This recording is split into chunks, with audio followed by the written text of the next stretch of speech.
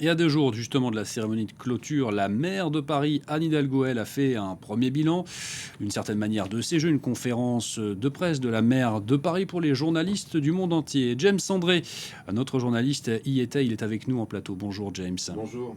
James, racontez-nous cette conférence de presse donc de la maire de Paris. Oui, bah écoutez, la conférence de presse est tenue au Paris Media Center. Hein, c'est donc cette grande salle de presse qui a été installée au carreau du Temple. Et effectivement, elle était flanquée de deux de ses adjoints, ainsi que Andrew Parsons, qui est donc le patron des Jeux, le président du comité paralympique. Et donc, c'était un petit peu à la fois la fin de ces Jeux olympiques, d'une part, et puis le coup d'envoi, en quelque sorte, hein, ou en tout cas l'annonce de ces Jeux paralympiques. D'ailleurs, la maire de Paris qui nous promet un choc des cultures en matière d'inclusivité et d'accessibilité pour les handicapés. Alors, sans plus attendre, nous avons pu lui parler à Anne Hidalgo avec Valentine Herba. J'ai pu lui poser une question directement. Je vous propose d'écouter ce qu'elle avait à nous dire sur cette première quinzaine de JO.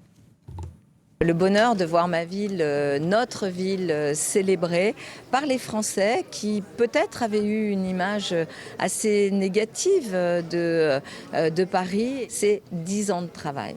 10 ans de travail en profondeur. C'est 15 jours de bonheur que nous venons de vivre. On va revivre, je pense, 15 jours de bonheur avec les Paralympiques et sans doute après 20 ans d'héritage. Donc ça n'est pas une parenthèse. C'est surtout le message que je voudrais livrer. Voilà donc pour la maire de Paris qui a parlé justement, James, d'héritage pour ces Jeux de Paris. Quelle ambition justement pour elle, cet héritage des Jeux? Alors j'ai demandé pendant la conférence de presse à Anne Hidalgo quels étaient pour elle les principaux héritages justement pour la ville de Paris. Elle a expliqué que il y avait des choses qui avaient pu se faire en fait à Paris grâce à ces Jeux Olympiques parce qu'il y avait une deadline finalement. Hein, ce qu'elle a expliqué, elle a dit bon il y a des choses qu'on veut faire et puis tout d'un coup quand on plante une date et qu'on dit faut que ce soit prêt pour telle date, évidemment les choses accélèrent. Selon elle, il y a eu 20 ans de gagné sur un certain nombre de dossiers. Pour elle, le premier dossier le plus important, c'est la Seine. Alors que la question a été posée, la position de la ville de Paris est très claire. La Seine aujourd'hui est beaucoup plus saine, sans mauvais jeu de mots qu'elle ne l'était. La pollution est réduite et Anne Hidalgo et ses deux adjoints sont clairs, elle sera baignable l'année prochaine, surtout s'il fait chaud l'été.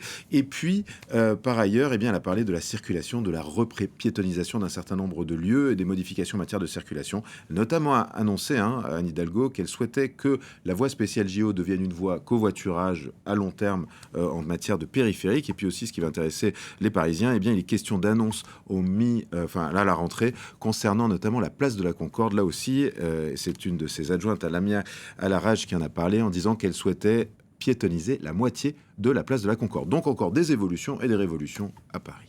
Voilà donc pour cette conférence de presse. Merci beaucoup, James, pour vos explications.